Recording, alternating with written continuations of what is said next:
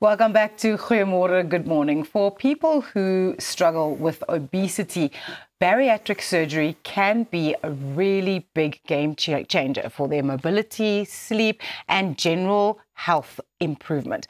But the procedure is very often outside of the financial means of many people. Vandag gesels ons met bariatriese chirurg Dr. Tinus Smit oor sy pogings om hierdie belangrike behandeling vir meer mense toeganklik te maak. Goeiemôre, good morning. Welcome to the show, Dr. Tinus. Baie dankie, Rizan. Dankie vir die uitnodiging. It's so good to have you because I'm really interested in this conversation. So thank you so much for joining us. For people out there that maybe don't struggle with obesity, there is a lot of misconception around the fact that obesity is in fact a disease and sometimes cannot just be rectified by just making the odd kind of lifestyle change here and there. Yeah, so this is, look, I think there's a lot of things that it makes it very difficult for people who live with obesity to actually deal with. Lots of biases and issues, but I think one of the most important problems is this concept that obesity is actually just a lifestyle problem. What we see in practice is that people who actually change their lifestyle, so diet, exercise, those kinds of things, all of them will lose weight, but 100% of them will regain the weight at 5 years. And very often they will weigh more at 5 years than when they started 5 years ago. So, and it's complex because there's lots of mechanisms in your body that sort of leads to that. So it's almost like your body is defending its own weight.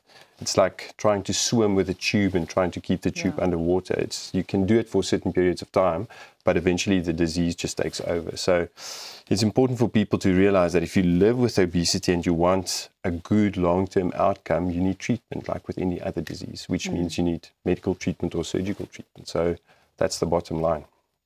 Is dit tans 'n groot probleem in Suid-Afrika en indien wel, hoe groot is die probleem? Dit is 'n massiewe probleem in Suid-Afrika. So kyk, een van die probleme in Suid-Afrika is dat ons nie altyd goeie data het nie, maar ons is heidaglik die land met die hoogste kinderobesiteitssyfer in die wêreld. Ja, sure. En die realiteit is kinders wat met obesiteit leef word volwassenes wat obesiteit het. En so teen ons huidige syfers wat ons sien, gaan min of meer as die helfte van ons land se bevolking met obesiteit leef oor 10 jaar vanaf. Ek sou nooit kon dink dat ons Amerika verbysteek nie. Ja, onthou dat obesiteit is definitief meer 'n siekte van middel- en lae inkomste mense.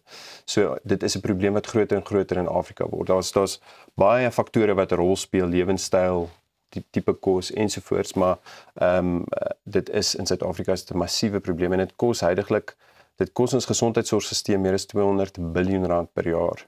En daai kostes gaan net opgaan. En dis baie moeilik om presies te verstaan waar daai kostes alles ingaan. Ek meen, as jy lewe met obesiteit, is jou lewensverwagting korting. So jy sit met 'n persoon wat op 50 doodgaan, dan los hulle kinders agter. Of jy weet, mense is meer hulle is meer tyd siek. So daar's baie probleme wat baie moeilik is om te kwantifiseer. Dit kos ons waarskynlik baie meer as die syfers wat ons sien. So for people who don't understand, what is bariatric surgery? Because you hear about the sleeve, you hear about the gut bypass, all of these things. Can you explain what bariatric surgery actually entails? So it's a word that encompasses the different procedures that we do for weight loss. Really what it refers to, we nowadays refer to metabolic bariatric surgery. Right. So there is a group of operations that's got very good long-term data, lots of research. It's being performed all over the world for many, many years. And bariatric surgery refers to those procedures that we know have very good long-term outcomes for treatment of obesity. It's still the most cost-effective treatment. And when you look at the amount of weight loss and sustainability of weight loss, bariatric surgery is still the most effective treatment available. En wie behoort so 'n operasie te oorweeg?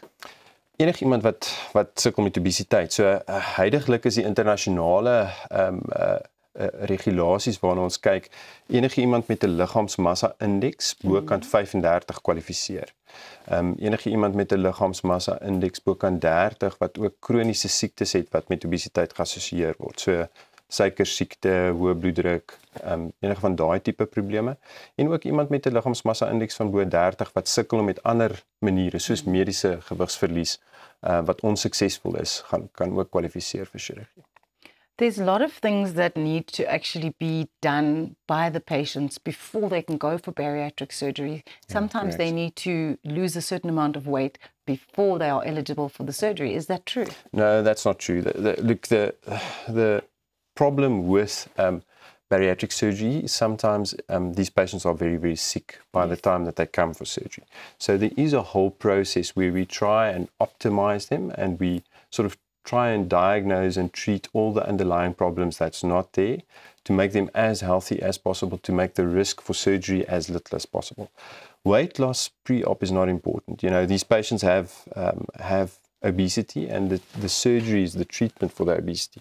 So the work that we do beforehand is to prepare them. They've got to understand what's going to happen afterwards. They've got to understand how to manage their life afterwards. Sometimes with real big patients, it does make the surgery technically easier if patients can lose a little bit of weight. So there is a little bit of a period before surgery where we do specific things to try and get the patient to lose a bit of weight, but it's not a prerequisite, no. En hoe verander so 'n operasie iemand se lewe? Het jy dalk miskien 'n storie wat jy met ons kan deel? Kyk, so ons praat altyd baie oor die gesondheidsvoordele wat mense kry, nê, want daar's baie goeie data oor dit, maar ek dink vir meeste mense is die lekkerste ding van die chirurgie is hoe dit jou kwaliteit van lewe beïnvloed en verbeter. Ons het pasiënte wat kom, dan kan hulle nie hulle skoenveter self vasmaak nie, of hulle was nog nooit op 'n vliegtuig waar hulle sonder 'n beltverlengingsstuk gesit het nie. Een van my gunsteling stories is 'n pasiënt wat van Egipte af teruggetravel het 'n jaar na haar chirurgie, en hulle wou haar nie by douane deurlaat nie, want sy het so anders gelyk as die foto op haar paspoort, so toe wil hulle haar nie in die land inlaat nie. So dit is regtig 'n lewensveranderende behandeling vir daai pasiënte. So hulle het 'n baie beter kwaliteit van lewe en hulle lewensverwagting verleng met 12 tot 15 jaar na die tyd. So dit is betekenisvol. Ja. Wat is van die risiko's wat met bariatriese chirurgie gekoppel word? So dis waarskynlik ook een van die ander groot idees wat mense het regtig idee dat bariatriese chirurgie gevaarlik is. Geen chirurgie is sonder risiko nie. Maar as jy regtig al die geraas rondom bariatriese chirurgie wegvat, dan is dit baie baie veilig. So jou kans om dood te gaan van chirurgie is omtrent dieselfde as vir 'n blinde darmoperasie of vir 'n galblaasoperasie. So jy weet die langtermyn ding wat mense moet verstaan van bariatriese chirurgie is as jy 1000 pasiënte met obesiteit net opvolg en as jy 'n ander groep van 1000 pasiënte opereer, dan gaan daai groep, selfs al gaan daar dalk een pasiënt dood in daai 1000 wat die operasie kry. Oor 20 jaar gaan baie meer van daai mense nog lewe die operasie gehad. En dit is hoekom ons die chirurgie doen. Dit is eintlik baie veilig. Vertel ons so 'n bietjie meer van die Obesity Community projek. Wat behels dit en wat het jou laat besluit om met so iets te begin? So kyk, ek's nou al 'n rukkie lank besig met obesiteit. En wat ons in my praktyk agterkom is jaar na jaar is daar meer en meer pasiënte wat kom aanklop vir behandeling. Maar daar's meer en meer pasiënte wat uitval, wat dit nie kan bekostig nie. Dikwels is dit die grootste rede. So ons soek nou lankal 'n oplossing om te kyk of ons dit vir mense meer bekostigbaar kan maak. Ons veg nou lank met die mediese fondse. Daar's maar baie probleme. So die Obesity Community Fund projek is 'n projek wat ons geloods het om te kyk of ons 'n verskil kan maak, om dit vir mense meer bekostigbaar te maak. En kyk, daar moet baie opleiding gebeur, selfs in die staatssektor word daar nog heeltemal te min mense behandel. As jy na Suid-Afrika se syfers gaan kyk, daar's omtrent 20 miljoen mense wat leef met obesiteit. Ons het seker omtrent 8000 al behandel. So dis nie eers 'n druppel in die emmer nie. So daar moet verskriklik baie goed gebeur en die gedagte het eintlik ontstaan. Ek was eendag op pad terug. Ek was op 'n vlug van Kaapstad af en ek het my bagasie gekry in die lughawe en daar was 'n groot banner op van daai Smile Foundation. Wonderlike organisasie, maar met 'n foto van 'n kind met 'n gesplete vreemelte met die boodskap van skenk asseblief geld, hierdie kind het behandeling nodig. En toe het ek gedink, jy weet, as jy 'n foto daarop sit van 'n persoon wat leef met obesiteit en jy vra vir mense, skenk asseblief vir die persoon het behandeling nodig. Daar's soveel wanpersepsies oor obesiteit, niemand gaan geld gee nie. So die Obesity Community Fund is 'n projek waar ons hoop dat die mense wat self leef met obesiteit begin om betrokke te raak om mekaar te help.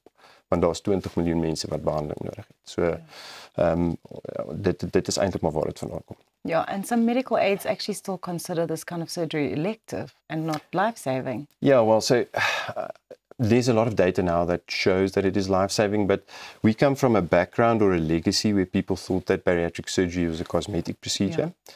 So for that reason, for a long time, many medical aids did not want to pay for it. And there still are. We regularly speak to medical aids to try and change those perceptions. And if you look at the long-term data, I mean, for somebody who lives with obesity, if you have 1 or 2 chronic diseases associated with obesity, you will get your money back within 2 years after, 2 to 3 years after the surgery. So it is expensive, but it is long-term very, very cost-effective. En waar kan ons meer inligting in die hande kry? So ons het 'n webtuiste vir die obesitycommunityfund.co.za en ons gaan 'n webinar hou op die 17de Junie waarvoor mense kan registreer as hulle inligting wil hê oor daai projek. Regtig, dit was so insiggewend om jou nou vanoggend te kan ontmoet en bietjie meer oor hierdie chirurgie te praat wat regtig 'n verskil in mense se lewens maak en ook wel gedaan op die Obesity Community Fund. Dit is regtig iets wat baie mense gaan help, Dr. Tennis. Onthou maar vas. Onthou, hierdie onderhoud sal ook later vandag beskikbaar wees op ons YouTube kanaal. Net hierna gaan ons teater toe met die geselskap van Matilda Junior wat binnekort by die People's Theatre gaan begin.